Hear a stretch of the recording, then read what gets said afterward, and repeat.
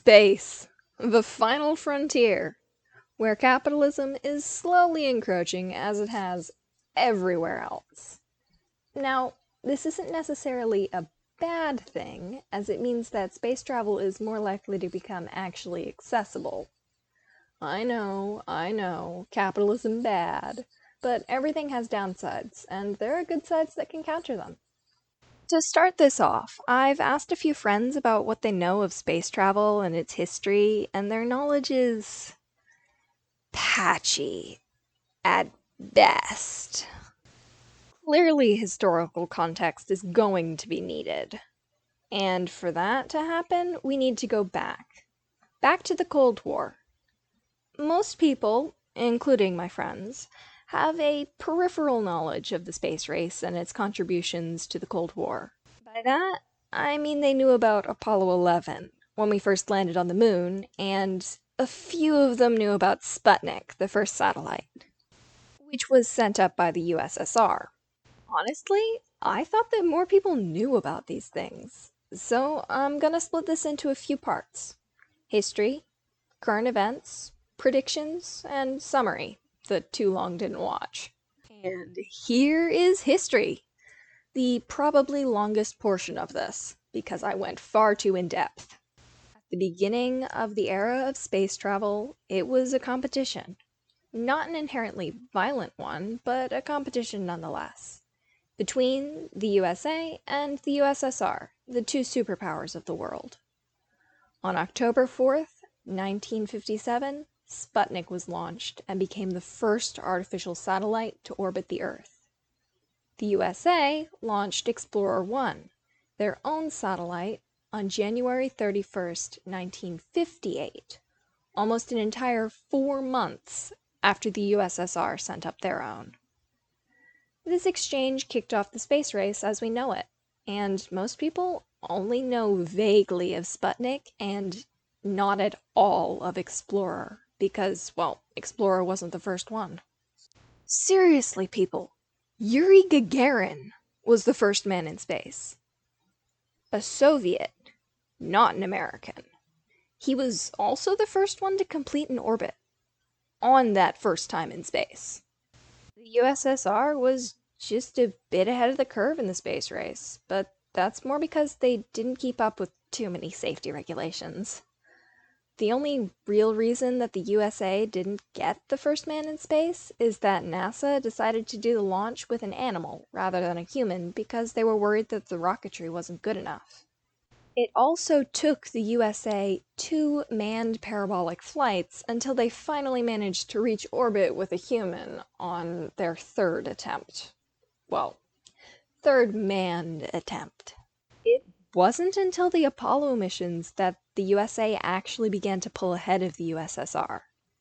NASA was being countered at every turn until the moon landing finally happened. It was actually expected that the USA would lose right up until Apollo 11 finally landed. Then, because of pride, NASA continued to send up missions to the moon, even though they were hideously expensive and yielded very little in the way of results. And that was one of the reasons why the USSR had issues with their own moon program. Their funding was extremely limited because it was being put to other ventures. Namely, more violent ventures, like their nuclear program. Eventually, the same thing happened to NASA. Their funding for the Apollo program was cut, and the 18th mission was canceled. This means that out of all of humanity, only 12 people have ever set foot on the moon. And one of them was allergic to moon dust. After that, there was no slow in the pace of researching space travel, even though there was no competition really around it. No one really to compete with. They had already won, so this was another kettle of fish entirely. The Space Shuttle program began immediately after the Apollo program ended. And I mean immediately. There had been sci-fi movies and books and stories about space planes rather than rockets for at least half a century when they began work on the Space Shuttle. Here's a direct quote. The concept became so strongly embedded into the aerospace community that even the brightest minds wholeheartedly embraced it and deliberately neglected its most obvious pitfall. Wings are not required for space travel. For the majority of the mission, the wings will be useless at best and detrimental at worst. Detrimental because, well, they create drag, and if you need to get out of the atmosphere, drag is your enemy.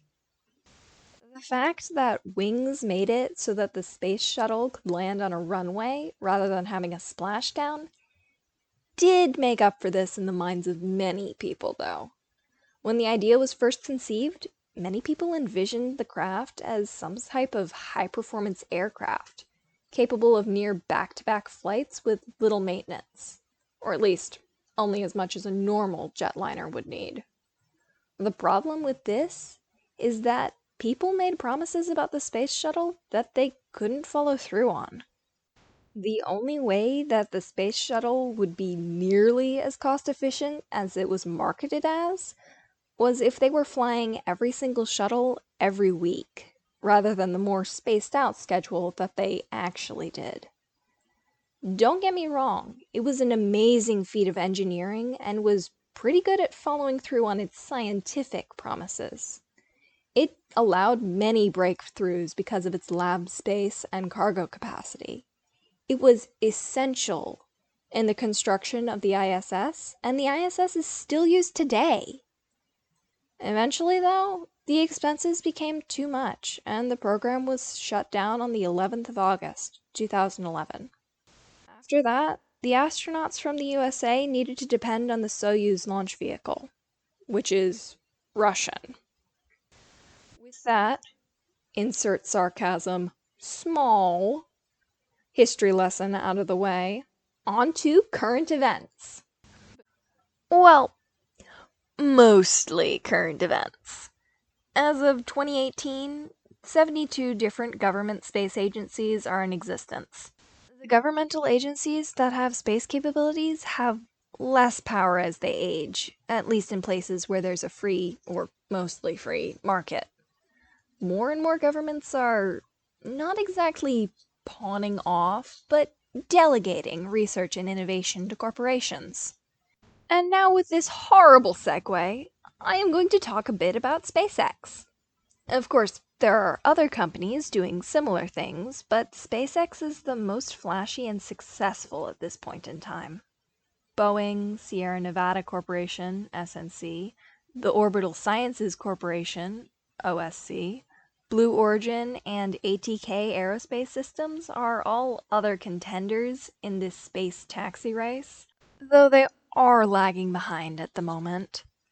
They are also unlikely to catch up, as SpaceX is unlikely to run low on funding like the USSR's space program did. Also, the reason for this space race is different from the previous one, as it's for a contract, rather than supremacy over conflicting country. Really, there are now laws about space travel and the usage and creation thereof. To be fair, they're more to encourage companies and corporations to invest in space travel and the usages and inventions that can come from it. But still, laws! This is pretty exciting! Of course, it's a popular belief that no one can actually own a satellite in space. Honestly, I have no idea where it came from. And just so you know, a satellite is anything orbiting a celestial body, whether it be man-made or not. This does include the moon. The truth is that, quote, the 1967 UN Outer Space Treaty stipulates that no government can own extraterrestrial property, but it neglected to mention individuals or corporations, end quote. This means that anyone who isn't the government can own something in space, and many people do own land on extraterrestrial bodies now. It's kind of funny how many people own land that they will likely never get to see.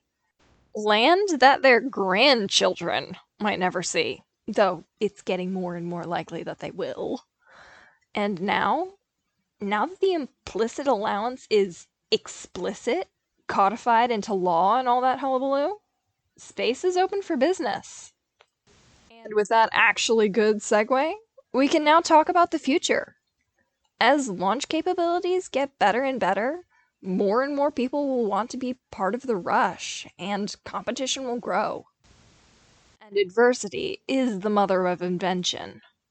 Well, necessity is technically the mother of invention, but most people feel like winning any sort of contest is a necessity. So, there you have it. This means that efficiency with fuel and cost will become some of the top priorities for these companies because that's what they need to focus on for this to become actually useful for them. People want to be able to get to space easily. Well, at least easier than it is possible right now to get to space. And cheaper than it is, hopefully.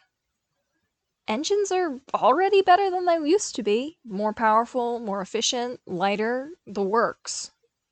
In the future, there will only be improvements upon that already solid base.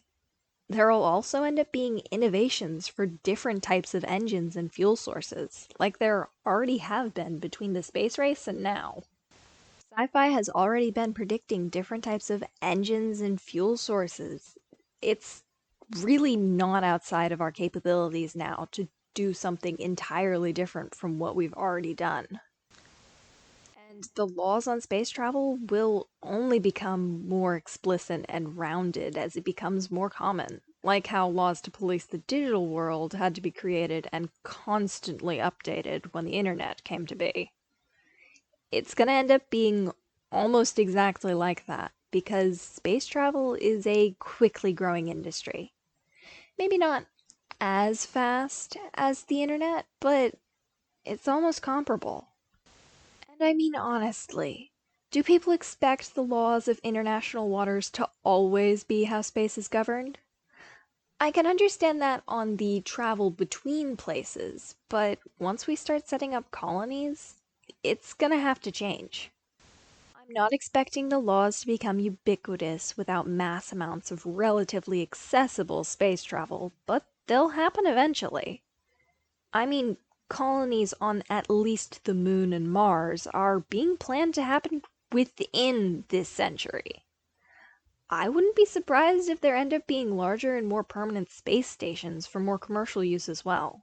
Habitats in space and not on some sort of extraterrestrial body will definitely end up happening at some point. And now I need to wrap up and give you a summary, or the too long didn't watch, of all of this information. So, history, the space race happened, the USSR was ahead for the majority of it. We ended up winning with the Apollo missions. They ended up being cut for funding. The space shuttle happened. It ended up being pretty successful, but not as successful as it advertised itself. Ended up being cut for funding. And then we're on to current events, which means SpaceX and a whole bunch of other corporations that are also being delegated out to by different governments. And the laws that make it possible, because there are laws that explicitly state that, yes, corporations and individuals can own things in space.